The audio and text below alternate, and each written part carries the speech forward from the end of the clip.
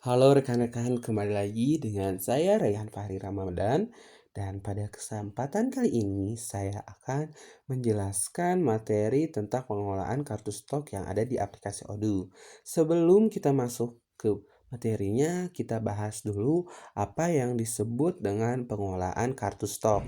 Pengelolaan kartu stok sendiri adalah proses pencatatan secara sistematis mengenai pergerakan barang masuk dan barang keluar dari gudang atau tempat penyimpanan. Kartu stok sendiri berfungsi sebagai catatan rinci tentang jumlah barang yang tersedia, barang yang masuk atau barang yang dibeli, dan barang yang keluar atau barang yang dijual.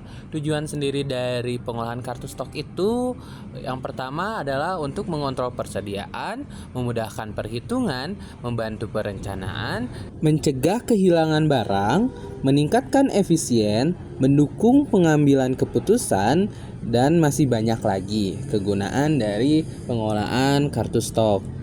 Dalam aplikasi Odoo tentunya kita bisa menggunakan 3 modul untuk mendukung pengolahan kartu stok.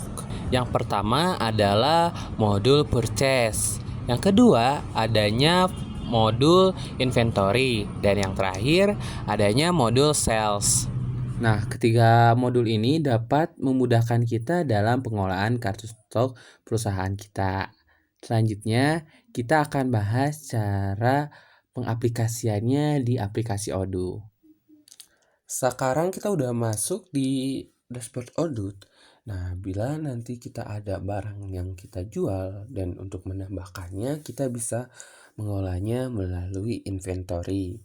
Setelah itu kita akan diarahkan ke menu utama inventory. Untuk menambahkan barang yang kita jual, kita bisa menambahkannya di kolom produk, lalu klik lagi produk.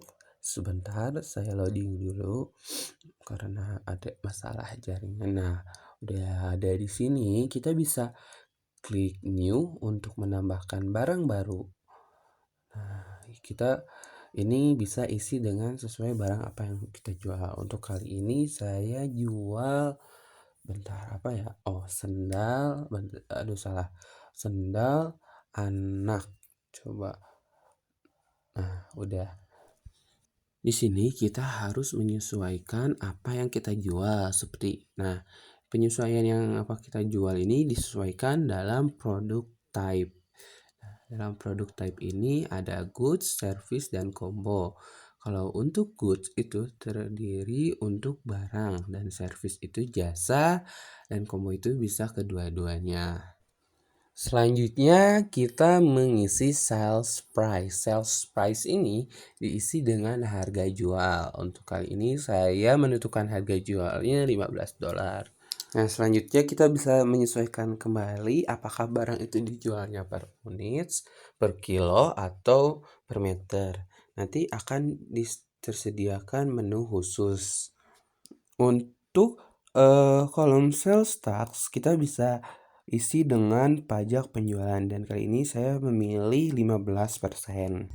Selanjutnya kita mengisi cost. Cost ini diisi dengan harga beli barang tersebut. Nah, untuk kali ini saya memilihnya $9.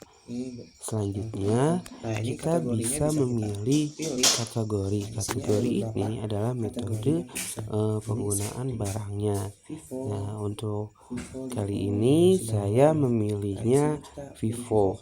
Vivo itu memiliki arti first in first out, yang dimana barang yang pertama kali dibeli, barang itulah yang akan dijual. Selanjutnya kita simpan data. Untuk menyimpannya kita bisa mengklik tanda yang seperti awan. Bila sudah ada bacaan seperti ini, berarti data yang kita telah buat sudah ada di aplikasi Odoo. Selanjutnya, bila ada transaksi pembelian, kita bisa mengolahnya di modul purchase. Sekarang kita udah ada di tampilan modul purchase. Untuk menambahkan barang yang kita beli dari vendor, kita bisa mengklik order, lalu purchase order. Nah, selanjutnya untuk menambahkan data yang baru kita bisa klik new. Nah, di sini kita bisa mengisi vendornya siapa. Bila kalian belum memiliki vendor yang baru, kalian bisa menambahkan vendornya sendiri dengan cara mengklik Search More dan membuat data vendor yang baru. Seperti ini, kita klik aja, kalau masih belum ada, klik New. Nah, setelah itu kita bisa masukkan nama vendornya siapa.